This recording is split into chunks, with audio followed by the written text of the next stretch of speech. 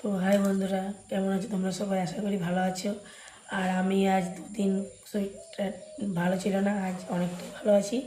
তো একটু গলাটা বসে আছে। তো তোমাদেরকে তো বলেছিলাম আগের একটা ভিডিওতে যে আমি আমার সম্বন্ধে কিছু কিছু করে তোমাদের জানানোর চেষ্টা করব। তো আজও চলে এসেছি আমার জীবনের একটা ছোট্ট গল্প নিয়ে। যদি তোমাদের ভালো লেগে থাকে তো পুরো ভিডিওটা দেখবে, আমার পাশে থাকবে। তো চলো বলি। আমার নাম পুতুল সেন, যেটা আমার আইডির নাম, ওটাই আমার নাম। আর আমার বাপের বাড়ি হচ্ছে পুরুলিয়া ডিস্ট্রিক্ট, মানে পুরুলিয়া প্রপার পুরুলিয়াতেই আমার বাপের বাড়ি। আর শ্বশুর বাড়ি হচ্ছে বার্নপুর থেকে প্রায় 5 কিলোমিটার যেতে হয় সামনে, একটু গ্রামাঞ্চল পড়ে, সেখানে আমার শ্বশুর বাড়ি। তো একটা মেন টাউন, মানে প্রপার পুরুলিয়া থেকে মানে বিয়ে হয়েছে আমার, একটু গ্রামাঞ্চল পড়েছে। এইখানে মানিয়ে নেওয়াটা আমার পক্ষে একটু মুশকিল হয়েছিল,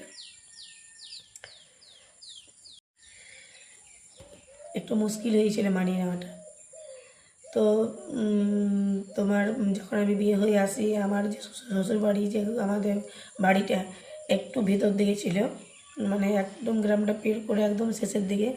তো সেইখানে লোকজনের যাতায়াত খুব একটা ছিল না।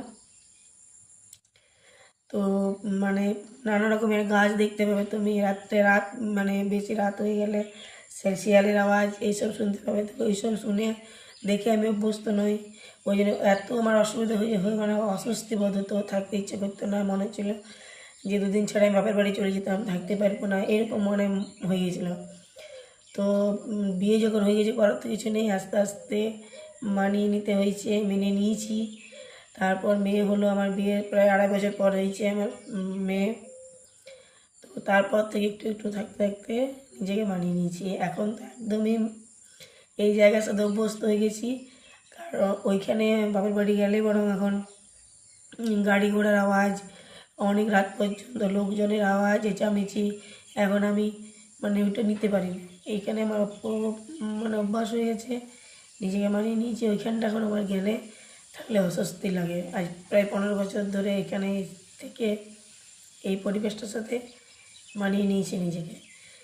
তো আমরা তো মেয়ে, আমাদেরকে মানিয়ে নিতেই হবে। শ্বশুর বাড়ি এক জায়গা, বাপের বাড়ি এক জায়গা, সেখানে যেমন পরিস্থিতি হোক, কিছুদিন হয়তো অসুবিধা হবে, কষ্ট হবে, তারপরে ঠিকই মানিয়ে নিতে হবে।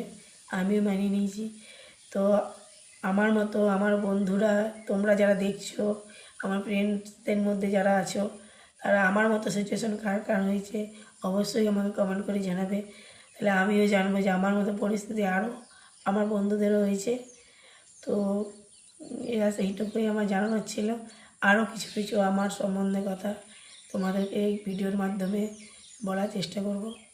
তো দেখা হবে পরের কোনো ভিডিওতে। এখনকার মতো এই পর্যন্ত। নমস্কার বন্ধুরা, বাই বাই।